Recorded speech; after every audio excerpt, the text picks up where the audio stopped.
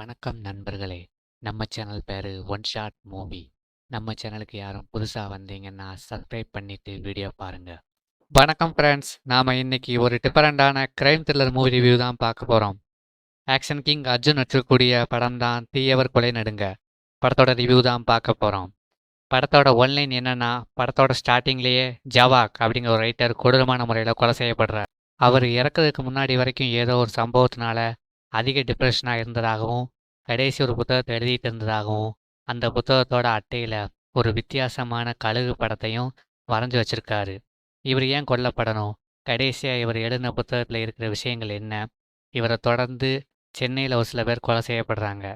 இப்படி தொடர்ந்து கொலை செஞ்சுட்டு இருக்கிற அந்த கில்லர் யாரு? அந்த கில்லரோட மோட்டிவ் என்ன? கடைசி அந்த கில்லரை எப்படி நம்ம படத்தோட ஹீரோவான அர்ஜுன் சேஸ் பண்ணி பிடிச்சாரு? இப்படி நாம கொஞ்சம் கூட எதிர்பார்க்காத தரமான ட்விஸ்டோட சொல்லக்கூடிய ஒரு படம் தான் தீயவர் கொலைகள் அடங்க. இந்த படத்தோட முழு கதைக்களத்துக்குள்ளே போகிறதுக்கு முன்னாடி நம்ம சேனலை சப்ஸ்கிரைப் பண்ணிட்டு பாருங்கள் ஃப்ரெண்ட்ஸ். அப்போ தான் அடுத்தடுத்த வீடியோ போடணும் எனக்கும் மோட்டிவேட்டிங்ஸ் இருக்கும் ஃப்ரெண்ட்ஸ். தொடர்ந்து ஆதரவு கொடுங்க. வாங்க இப்போ வீடியோக்குள்ளே போகலாம் ஃப்ரெண்ட்ஸ். இதோட ஓப்பனிங் சீன்லேயே ராத்திரி நேரத்தில் ஜவாக் அப்படிங்கிற ஒரு ரைட்டர் காரில் ஹைவேல வேகமாக போய்கிட்டு இருக்காரு. அப்படி போயிட்டு இருக்கும்போது அவர் பொண்ணுக்கிட்ட இருந்து ஒரு ஃபோன் கால் வருது. அதை அட்டன் பண்ணி பேசுகிறாரு. அவரோட பொண்ணும், அப்பா நீங்கள் எங்கே இருக்கீங்க, இந்த நேரத்தில் ஏன் வெளியில் போயிருக்கீங்க அப்படிங்கிற மாதிரிலாம் அவரோட பொண்ணு கேட்டுக்கிட்டு இருக்கா. ஒரு பக்கம் அந்த ரைட்டரும் கார் டிரைவ் பண்ணிக்கிட்டே அவரோட பொண்ணுக்கிட்ட, இல்லைம்மா எனக்கு கொஞ்ச நாளாகவே மனசு சரியில்லை, கொஞ்ச நாளாகவே என்னைய ஒரு விஷயம் ரொம்ப பாதிச்சுக்கிட்டு இருக்கு, நான் ரொம்ப பெரிய தப்பு பண்ணிகிட்டு இருக்கேன், என்னைய மன்னிச்சிருமா, நான் இதுக்கப்புறம் வீடு திரும்ப மாட்டேன் அப்படிங்கிற மாதிரிலாம் அவரோட பொண்ணுக்கிட்ட எமோஷனலாக பேசிகிட்டு இருக்காரு. அதுக்கு அவரோட பொண்ணும், அப்பா இதனாலும் பேசி தீர்த்துக்கலாம், தயவு செஞ்சு வீட்டுக்கு வாங்க அப்படின்னு அவரோட மகளும் எவ்வளோ எடுத்து சொன்னாலும் இவர் கேட்குற மாதிரியே தெரியல. உடனே காலை கட் பண்ணிட்டு வேகமாக ட்ரை பண்ணிட்டு போய்கிட்டு இருக்கும்போது அதே ஹைவேல பைக்கில் ஃபுல்லாக முகம் தெரியாத அளவுக்கு ட்ரெஸ் கவர் பண்ணிட்டு ஒரு மர்ம நபர் அந்த ரைட்டரோட கார் அட்டாக் பண்ணுறான். அந்த காரும் பயங்கரமாக ஆக்சிடென்ட் ஆகிடுது. அப்படி ஆக்சிடென்ட் ஆகியும் காருக்குள்ளே இருந்த அந்த ரைட்டருக்கு எதுவும் ஆகலை. அவரும் காரை விட்டு வெளியில் வந்ததும் அவரோட காரை அட்டாக் பண்ண அந்த மர்ம நபர் இவர்கிட்ட வரும்போதே ஒரு பெரிய ராடை கையில் எடுத்துட்டு வந்துருதான். வந்து அந்த ரைட்டரோட தலையில் சராமாரி அடிச்சு ஸ்பாட்லேயே காலி பண்ணிட்டு அந்த மர்ம நபரும் அங்கேருந்து கிளம்பிடுதான். அங்கே போடுறாங்க டைட்டில், தீயவர் கொலை நடுங்கன்னு. இப்படி படத்தோட ஓப்பன்லேயே கொடூரமான கொலையோட தான் ஆரம்பிக்குது. அடுத்த சீன்லேயே சென்னை சிட்டியில் இருக்கிற ஒரு போலீஸ் ஸ்டேஷனில் ஒரு சின்சியரான போலீஸ் ஆஃபீஸராக ஆக்ஷன் கிங் அர்ஜுன் சாரை காமிக்கிறாங்க. இவர் தான் நம்ம படத்தோட ஹீரோ. வாக்கி டாக்கியில் இந்த மாதிரி ஒரு சம்பவம் நடந்திருக்கு, உடனே ஸ்பாட்டுக்கு போங்கன்னு ஒரு இன்ஃபர்மேஷன்லாம் வருது. அந்த லொக்கேஷனுக்கும் நம்ம படத்தோட ஹீரோ டிரைவரை கூட்டுட்டு அந்த கொலை நடந்த இடத்துக்கு போய் பார்க்குறாரு. அங்கே ரைட்டரான ஜவான் கொடூரமான முறையில் கொலை செய்யப்பட்டிருக்காருன்னு தெரிய வருது. அந்த பாடியை சுற்றி முற்றி பார்த்துட்டு அவர் ஓட்டிட்டு வந்த அந்த காருக்குள்ளே பார்க்குறாரு. அப்படி பார்க்கும்போது அந்த ரைட்டர் ஜவான் லாஸ்ட்டாக எழுதிய அந்த புத்தகத்தோட அட்டைப்படத்தை பார்க்குறாரு. அந்த அட்டைப்படத்தில் ஒரு வித்தியாசமான கழுகு சிம்பிளை பார்க்குறாரு. அந்த அட்டைப்படத்தை ஒரு முக்கியமான எவிடன்ஸாக எடுத்து வச்சுருக்காரு. அதுக்கப்புறம் ஃபாரஸ்ட் டீமை கூப்பிட்டு கில்லர் எப்படி இந்த ரைட்டரை கொன்னார்னு அந்த ஃபாரஸ்ட் டீமை கிட்ட செக் பண்ண சொல்லிட்டு கிளம்பிடுறாரு. அடுத்த சீன்லேயே ஆதிங்கிற ஒரு நபரை காட்டுறாங்க. இவனும் இந்த படத்தில் ஒரு முக்கியமான கேரக்டர். இவனோட வேலை என்னன்னா, நைட்டில் அதீத குரட்ட தொல்லை இருக்கிறவங்களுக்கு தெரப்பி கொடுத்து தூங்க வைப்பான்.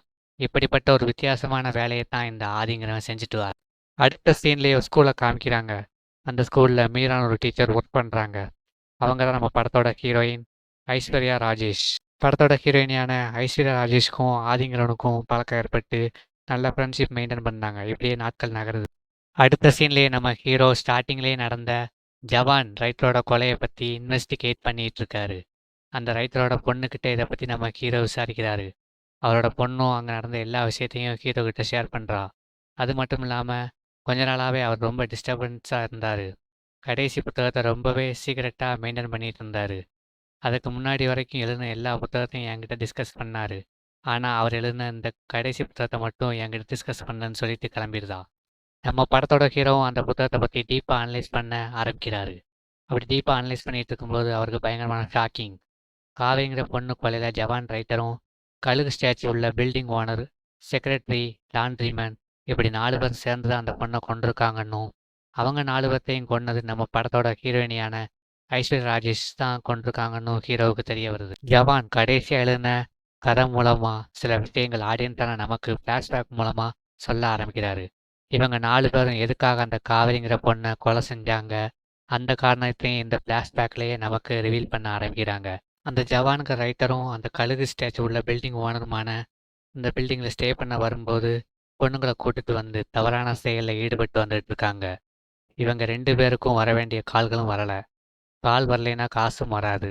ரைட்டர் ஜவானும், கழுகு ஸ்டாச்சு உள்ள பில்டிங் ஓனரும் இவங்க 2 பேருக்கும் கால்களை சப்ளை பண்ணுறதே அந்த பில்டிங்கோட செக்ரட்டரியும் லாண்ட்ரிமேனும். படத்தோட ஹீரோயின் ஒரு பைனாக்குலர் கொடுத்துருப்பா காவேரிக்கு. அந்த பைனாக்குலர் ரெக்கார்டை வச்சு தான் காவேரியை யார் யார் கொன்னாங்க, யாரெல்லாம் இதில் சம்மந்தப்பட்டிருக்காங்கன்னு கண்டுபிடிக்க நம்ம படத்தோட ஹீரோயின். ஒவ்வொருத்தராக டார்கெட் பண்ணி கொலை செஞ்சுட்டு வந்ததும் இதுக்கெல்லாம் மூல காரணமே அந்த ஆதிங்கிறவன் தானும் ஃப்ளாஷ்பேக்கில் நமக்கு ரிவீல் பண்ணுறாங்க. நம்ம படத்தோட ஹீரோயின் 4 பேரையும் பொறுத்தலிதா. இதுக்கு காரணமாக இருந்த அந்த 5 ஆளான ஆதிங்கிறவனையும் ஹீரோயினி பொறுத்தல ஸ்பாட்டுக்கே வரா. இதை புரிஞ்சுக்கிட்ட நம்ம ஹீரோவும் கையில் கன்னோட என்ட்ரி கொடுக்குறாரு. ஹீரோயினி செஞ்சுட்டு இருக்கிற இந்த கொலைகளுக்கு பின்னாடி ஒரு ஸ்ட்ராங்கான நியாயமும் காரணமும் இருக்குன்னு தெரிஞ்சுட்ட நம்ம ஹீரோவும் ஆதியை போட்டு பொலன்னு பொழக்கிறாரு. இந்த மாதிரி ஆளுங்களை சட்டத்துக்கு முன்னாடி நிறுத்தினா ஈஸியாக சட்டத்தையே ஏமாற்றிட்டு வெளில வந்துடுவாங்க. இவனுங்களுக்கெல்லாம் நீ கொடுக்குற தண்டனை தாம்மா சரி அப்படிங்கிற மாதிரிலாம் ஹீரோ ஹீரோயினி கிட்ட சொல்ல, அவருடைய டிபார்ட்மெண்ட் கண்ணை எடுத்து ஹீரோயினி கையில் கொடுத்துருந்தாரு. அவனை ஷூட் பண்ண சொல்கிறாரு. ஹீரோயினியும் இவ்வளவுக்கும் காரணமாக இருந்த ஆதிங்கிறவனை ஷூட் பண்ணி ஹீரோயினி கொண்டுருந்தாங்க. இந்த கேஸையும் க்ளோஸ் பண்ணிதாரு ஹீரோ. அப்படி அந்த படத்தையும் முடிக்கிறாங்க. கடைசி வரைக்கும் இந்த வீடியோ பார்த்ததுக்கு நன்றி. இந்த வீடியோ பிடிச்சிருந்தா லைக் பண்ணுங்கள், உங்கள் ஃப்ரெண்ட்ஸ் அண்ட் ஃபேமிலிக்கு ஷேர் பண்ணுங்கள். இந்த முழு படத்தையும் பார்த்துட்டு உங்களுடைய கருத்தை எனக்கு கமெண்ட் பண்ணுங்கள். தேங்க்யூ ஃபார் வாட்சிங்.